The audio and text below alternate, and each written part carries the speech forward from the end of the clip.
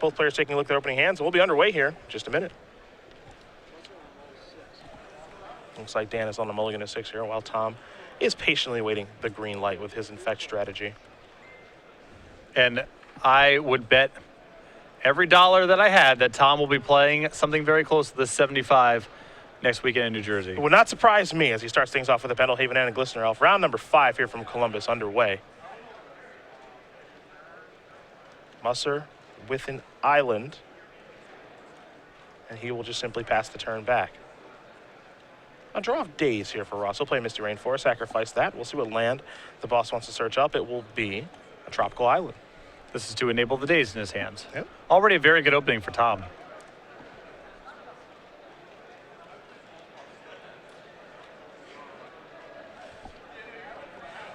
It's time to attack for a lot.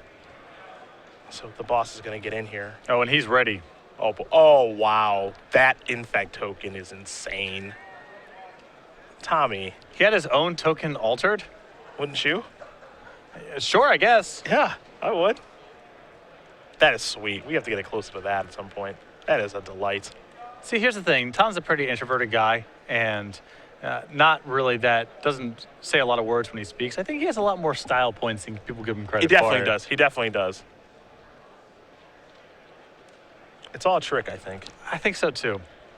He's got the quiet, it doesn't say a lot, but the demeanor.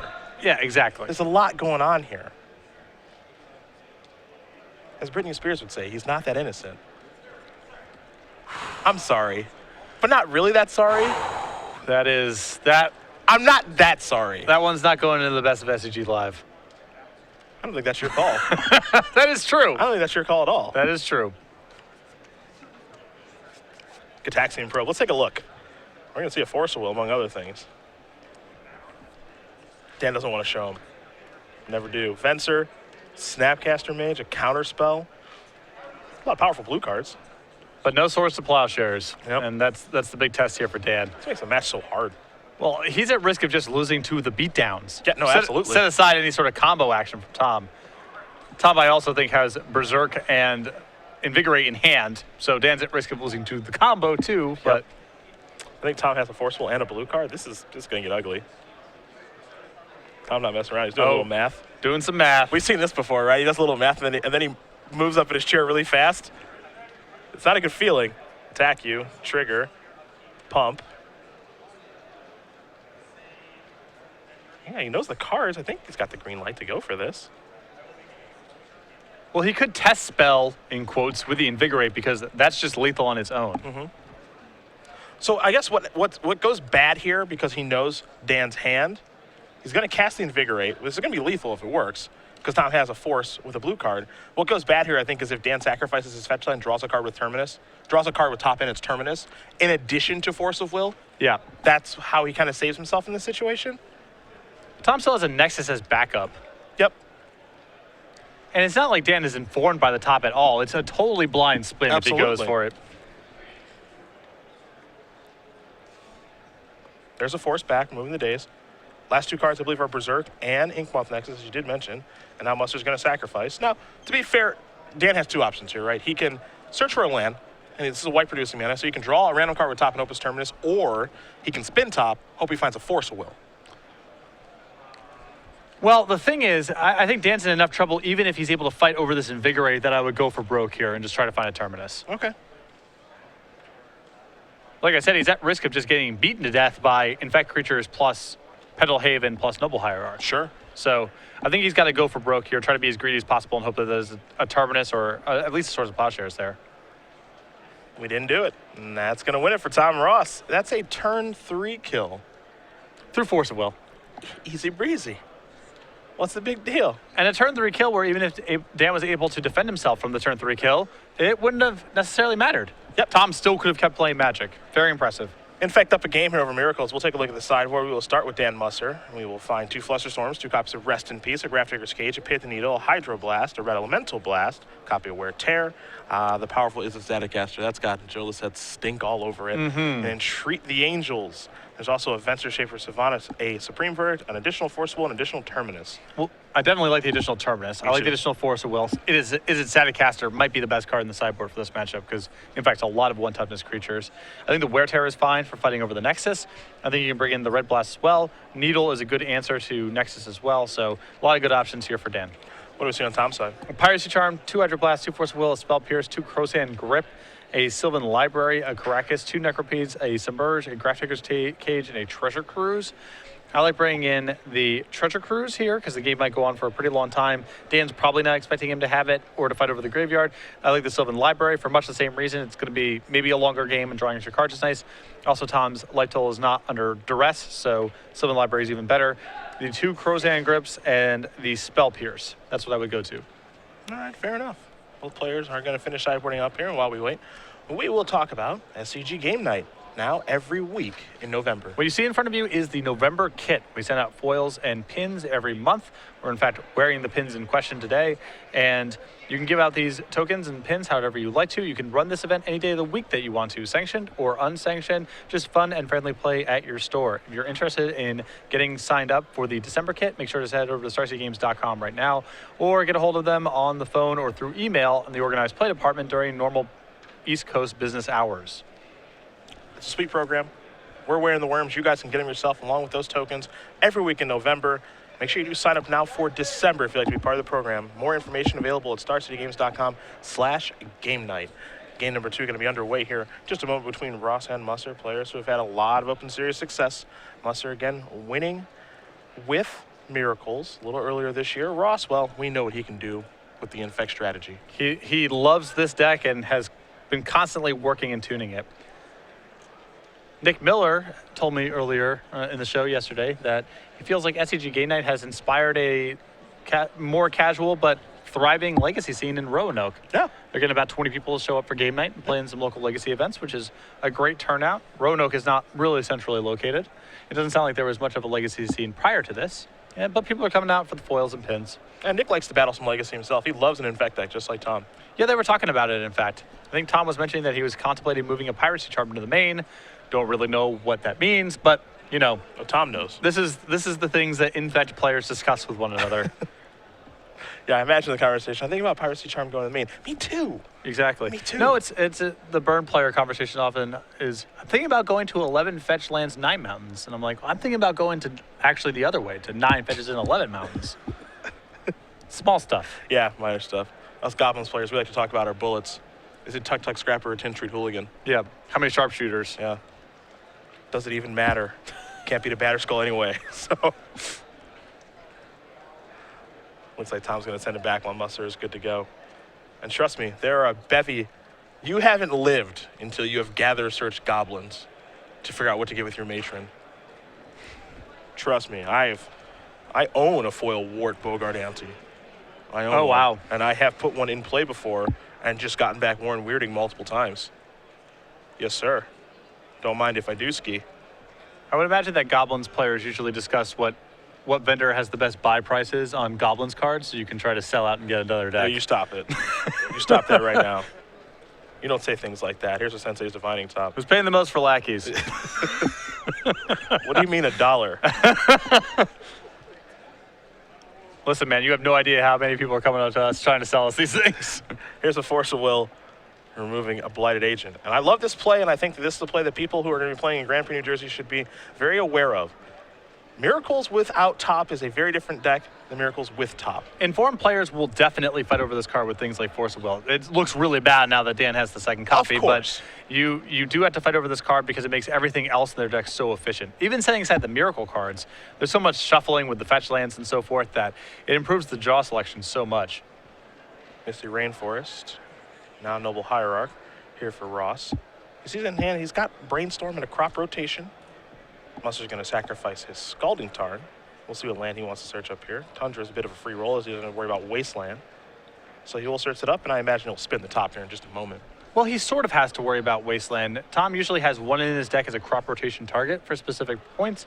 He is playing one in his deck this weekend, but this is not a 4 of Wasteland deck. It's just a bullet, and if Tom happens to draw it, that's fine too. The spinning of the top is good to go. Musser will draw a card. Copy of Source Plowshares will play a Scalding Tarn, pass the turn back. Over to Ross, who will draw a card. Spell Pierce is what he's found. He said he added a couple of those to his deck for this particular tournament. Felt it was well situated given the metagame and what people are playing. Here's a Brainstorm. I'm sure under normal circumstances, Tom would rather wait on that Brainstorm until his hand was a little bit worse because it's all action right now. But he just needs to find something to do. That's priority one. Off Nexus, Glistener Elf among the cards drawn for the Brainstorm. He'll, of course, have to put 2 back. And he does have Misty Rainforest to make it a perfect Brainstorm if he'd like. Although, I think Tom might not shuffle at all. This is a pretty sweet 6-card hand here, so maybe he sacrifices the Misty Rainforest, but I think he's more likely than not to just hold on to the components he has. And no one says he has to. Yeah. Now that he's found a Nexus and we're still pretty early on in the game, I think the crop rotation is an expendable piece, but I would be willing to bet he's happy with the rest of his hand. We'll play the Nexus before passing the turn back. Musser spinning the top. There's Terminus there, along with a Plains and a Forcible. Musser will deploy the Plains. And likely to pass the turn back. Tom's going to sacrifice the Misty here. I agree with you. There's a world that exists where he just does keep those cards there. Well, I definitely don't like the crop rotation lingering in his hand, but I think the other cards were reasonable options.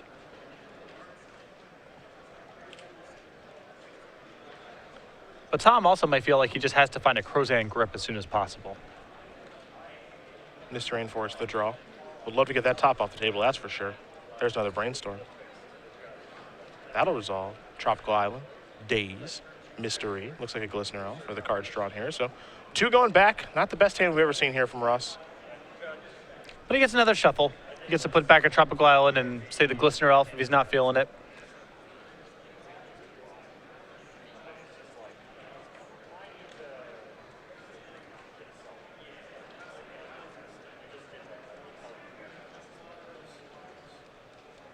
See what Tom wants to do to move forward here. Shaking his head a little bit. Yeah. I'm positive the Tropical Island has to go. After that, I defer to Tom's expertise. Not the worst thing to do. There's a Glistener Elf. There's a Misty to be able to shuffle it with the Brainstorm, pass the turn back. Musser going to spin his top, as Miracles is known to do. Still floating a Terminus among those 3 cards. That one's important for him, of course. Also a Forcible in there. He's happy. He'll draw. And I would imagine that Dan wants to sit on this Terminus as long as possible to try to catch the Nexus, because that's the most challenging card to answer. Glistener Elf going to come in. Exalted on the stack. Going to source of Plowshares. Finds Vastwood here. So a little battle. Not a bad spot. Yep. That was a small fight here, it seems. I'm happy to use a card to try to counter Source of Plowshares, and if this happens to resolve, that's a huge upside for Tom. It's a real chunk of damage. Deals a lot of damage.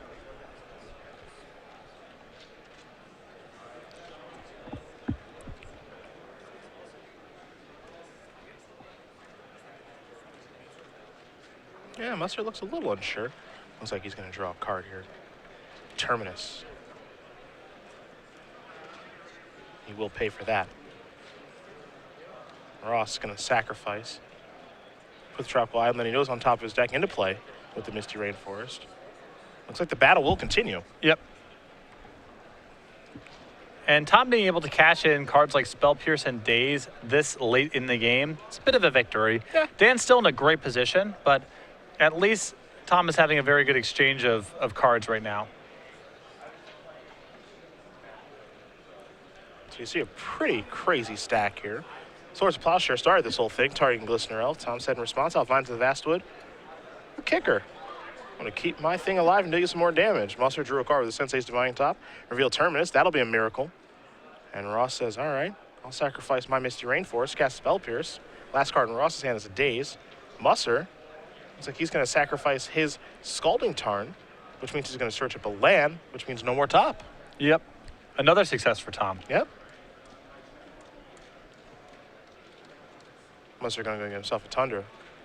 He will pay the Spell Pierce. See if Ross wants to cast a Daze here. Spell Pierce is going to be countered, so that's done resolving. Now here is a Daze targeting the Terminus. Now Musser doesn't have the necessary mana to pay for it, but does he want to force a will it? And after all this is said and done, it looks like Tom is in some form or another going to be able to trade a Vines of the Vastwood early on, a Spell Pierce in the Days in a late game scenario for a Swords of Plowshares, a Terminus, a Force of Will, another blue card, and get Dan to shuffle away his top. Yep. And Tom still has an Inkmoth Nexus. So not so bad, as Musser will draw a card here. But Musser's not out of gas. Oh no, I mean his hand of Click and Snapcaster Mage is still a lot for Tom to try to get through here. And you see him shrug his shoulders because that was his draw for the turn. It's a copy of Jace. And the elevator is going up on that one. So he will take a look at the top of Ross's deck. Looks like it may be a copy of Pendelhaven here. That's going to stay put. See if we can confirm that it is. So Dan was okay with him drawing that. Makes his Inkmoth Nexus a little bit bigger. That's not a good sign for Tom, because if he's willing to leave Pendelhaven on top, that means he already has an answer in the Nexus ready to go. That's a little scary, yeah. Fire up the Nexus. So I'm going to take a look at the graveyard here. Not going to get any work done by attacking that Jace with Pendelhaven, though. I don't think so either. I think Tom's at the stage of the game where he has to go after Dan and hope that his hand is nothing and that the Jace misses for long enough. I have 2 Infect counters on Musser now. Musser will draw a card. He's going to Fate Seal Ross. Take a look. That's going to stay 2.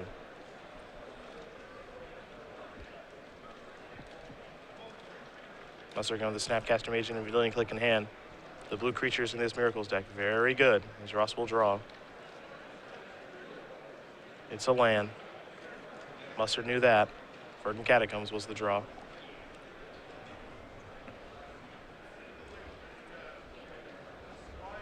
So there's the Catacombs, just going to pass the turn back.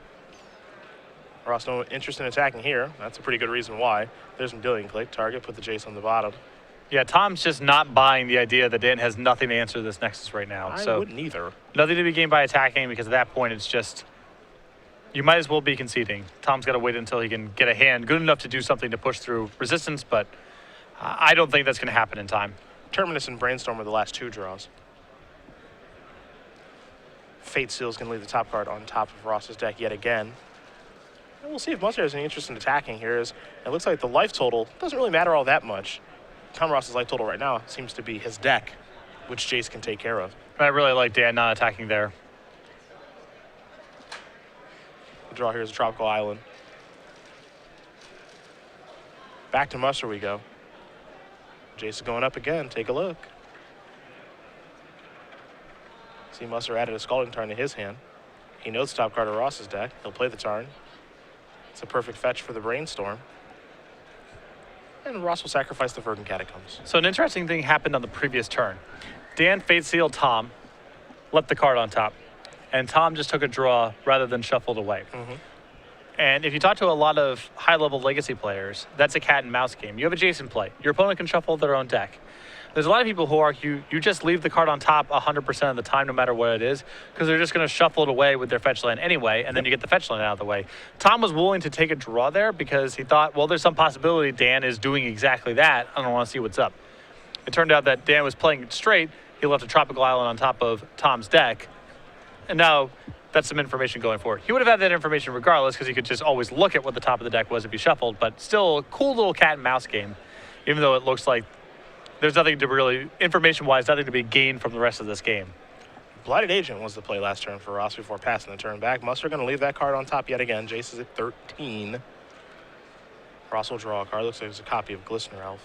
That was not going to help too much either. Ross wants to make sure he knows exactly what the Mind Sculptor does do. He's going after it. Musser says, well, maybe I'll stop you. There's a pump. That's a snap. Swords is the target. And Tom Ross will pack it in. So Dan Musser going to even things up here against Tom Ross. Miracles and in fact going to game number 3. And the early resistance, the early defense that Dan was able to put together there was the most important thing. He cannot fumble around early on. That's the big thing. Tom's not going to give him a lot of time, but as you see there, once Dan is able to defend himself, Tom does have a lot of bad draw steps in the deck. There's a lot of pump spells, you know?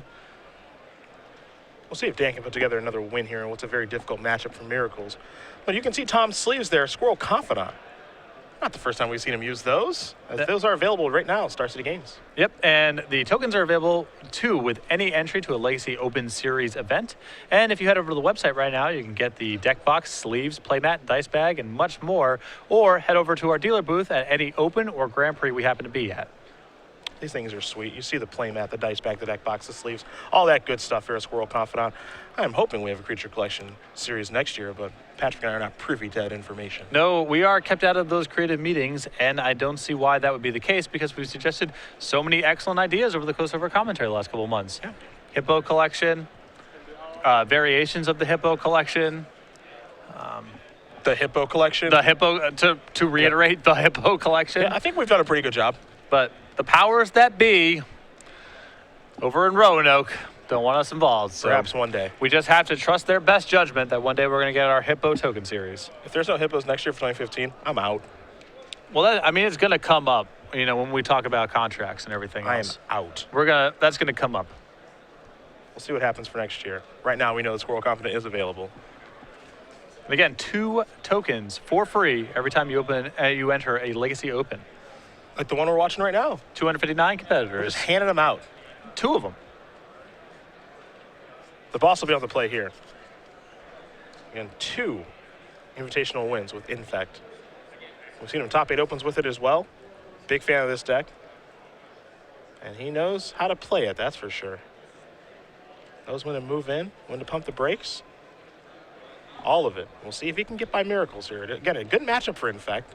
But Musser's draw can line up in a way that he does get to interact with Ross, as we saw last game. That does exist. Well, this is a common story with Miracles. Game 1, there's a lot of moving parts. You're trying to address a million different matchups in Legacy because the format's so big. And then post-board, you get to cut out your least efficient 4 or 5 cards and make some upgrades. So I think Miracles almost always improves post-board because it gets to trim out its least efficient stuff and add some specific tools for matchups. Ross going to start it up. It's Gataxian Probe. Let's see what Musser's working with here. Sensei's Divining top and Entreat the Angels. 2 copies of Counterspell, Vendilion Click, and a couple of lands. There's also a second Sensei's Divining top there, so only 1 land in Scalding Tarn. 2 tops, 2 Counterspells, Entreat, and a Vendilion Click. Checking to see if there's a needle in the sideboard, if we can get that Scalding Tarn, and it appears the answer is no. Like that's where your mind grabs. Oh, yeah. Can I get you? I don't want to fight fair. I want to throw sand in your eyes. That's how I want to resolve this. We don't fight fair.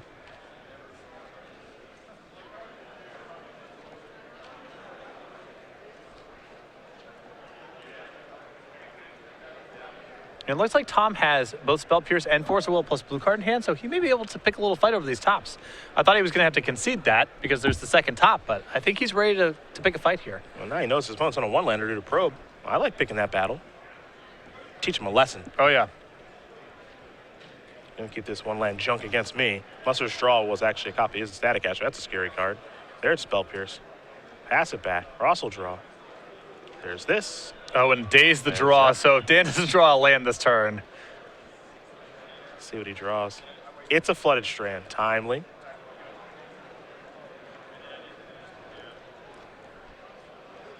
Will Musser play the top now or perhaps try to hold up Counterspell? That's the risk here. He may die. It's very scary. Invigorate plus Berserk. That's 10. See ya. He's going to play the top.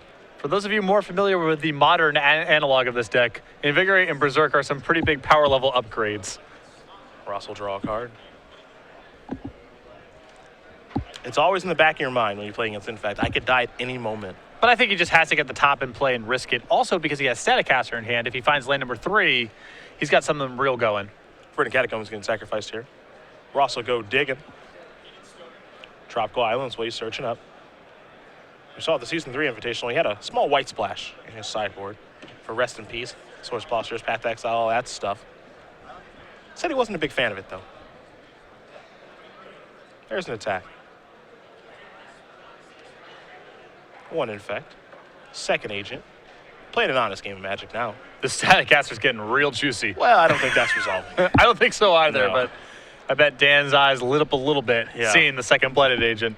See Tom saying, I believe it's 2 Dazes and a Force of Will. Musser going to sacrifice the Flooded Strand. See what land he wants to search up. there's real tension here. Is you have to imagine he wants red mana for the Staticaster and also needs white mana, but there's no plateau hanging out here. No, nor should there be. No. One is going up on the A through B board. Just happens to be a minor deck building cost with this deck. And the deck plays so many basics because it's trying to play around Wasteland. It needs to hit its land drops and all that sort of thing. That this is not uncommon. As I mentioned earlier, the deck has some uneven draws early on in the game or stumbles a little bit. Its colored mana situation is not ideal. Spin that top. Supreme Verdict, Island, Force of Will. Musser pretty far away from casting Supreme Verdict, but you see the cost here. Staticaster, as good as it is in this matchup, it's not free. I'm sure he'd love to be able to search up a white source, but now Terminus is off. Exactly. If that's a card that Tom doesn't have to play around, he doesn't have to work that into the equation. There's not even any white mana in play. And if you want to build the deck so this doesn't come up, you start losing a ton of games to Wasteland. So you just have to accept that this is the reality. Staticaster. I imagine this will be an emphatic no from Tom. Well, Tom doesn't do anything emphatically. It'll be a smooth no. Yeah. I guess I'll daze. I guess he knows the top card of his deck is a force. Yeah, Dan wants to try to push this through. That's completely reasonable, actually. Tom has another daze. Naturally has a second daze. Yes. So sorry about that whammy. Dan looking a hand of Counterspell, been dealing click and Entreat the Angels. On top of his deck. What were the odds that Tom would have all of it? Very high. Yeah. Force of Will still left over too, so. See if he draws a blue card. Invigorate instead. Sure. Oh.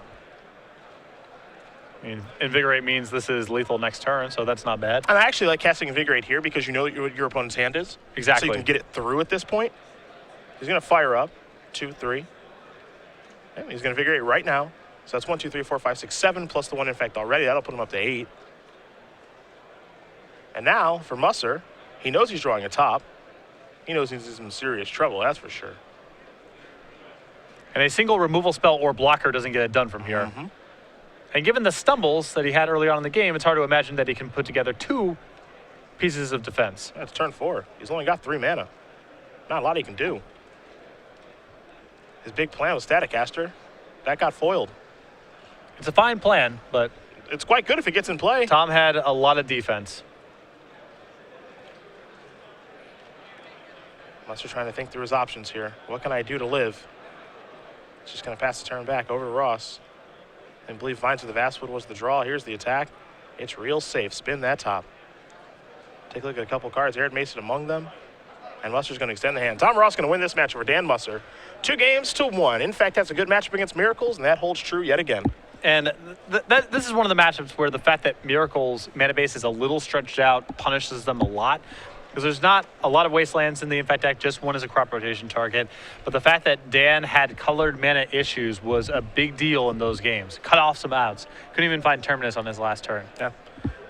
But, again, that's all part of it with this deck. The splash of red is not free, as we do know. Now, the red splash, there are some powerful cards in there. Those red blast effects, wear and tear, and, of course, it's Staticaster. But in that situation, you saw when Musser did sacrifice the Flooded Strand, well, I kind of want to get a Tundra so I can turn on Terminus and perhaps Supreme Verdict, but I kind of want to get a red mana so I can maybe get the Staticaster resolve.